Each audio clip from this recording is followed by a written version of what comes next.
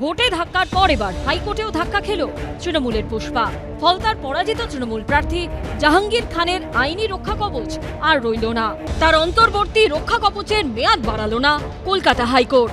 ফলে জাহাঙ্গীর খানের বিরুদ্ধে কড়া পদক্ষেপ নিতে আর কোনো আইনি বাধা রইল না। মঙ্গলবার কলকাতা হাইকোর্টের বিচারপতি পার্থসারথী সেন বলেন, নির্বাচনের জন্য কোনো নথি না দেখেই 26শে মে পর্যন্ত রক্ষা কবচ দেওয়া হয়েছিল। ভোট মিটে গেছে, এখন রক্ষা কবচ কেন প্রয়োজন? জাহাঙ্গীর খানের আইনজীবীর উদ্দেশ্যে বিচারপতি সেন বলেন, পুলিশ যখন মামলা রুজু করেছে তখন তদন্ত তো হবেই, আত্মসমর্পণ করে জামিন নিন। আজকে আদালত বুঝেছেন যে জাহাঙ্গীর খানের কোনো প্রকার রক্ষা কবচ দেওয়া উচিত নয়, ফলে খুব স্বাভাবিকভাবেই আদালত সেই রক্ষা কবচ প্রত্যাহার করেছেন। এই মানুষটির বিরুদ্ধে অভিযোগ কি কি? এলাকায় সন্ত্রাস কায়েম করা, ত্রাস সৃষ্টি করা, এই ধরনের যারা প্রভাবশালী তারা যে কোনো সময় এভিডেন্স ট্যাম্পার করতে পারে, তারা যে কোনো সময় উইটনেসদের ভয় দেখাতে পারে। ফলে সেই অ্যাঙ্গেল থেকে নিশ্চিতভাবে তদন্তকারী সংস্থা এবং তদন্তের সঙ্গে সংশ্লিষ্ট আধিকারিক চাইলেই তাকে কাস্টাডিতে নিয়ে ইন্টারোগেশন করতে পারেন। 21শে মে ছিল ফলতায় পুনর্নির্বাচন, কিন্তু ভোটের আগেই ময়দান ছেড়ে পালান তৃণমূল প্রার্থী জাহাঙ্গীর খান। ভোটের আগে ফলতায় প্রচারে গিয়ে জাহাঙ্গীরের নাম শোনা যায় মুখ্যমন্ত্রীর মুখে। সব এফআইআর হয়েছে, গুন্ডামি করতে দেব না।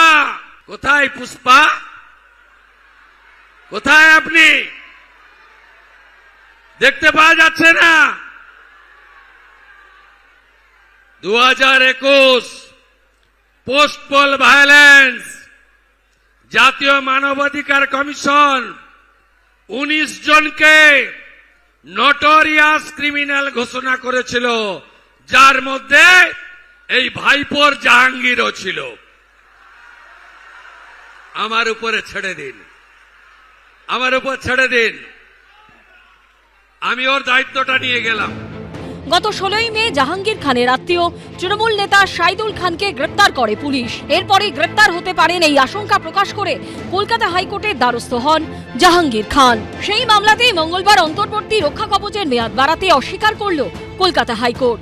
দুই ধরনের মামলায় পাওয়া দুটি অন্তর্বর্তী রক্ষা কবচই প্রত্যাহার করল আদালত। পর্যবেক্ষণে এদিন বিচারপতি বলেন, প্রতিটি এফআইআর এর ক্ষেত্রেই মূল অভিযুক্ত জাহাঙ্গীর খান। দায়ের হওয়া 7টি এফআইআর এর মধ্যে এমন কিছু তথ্য রয়েছে যার ভিত্তিতে প্রাথমিক তদন্ত করা যায়।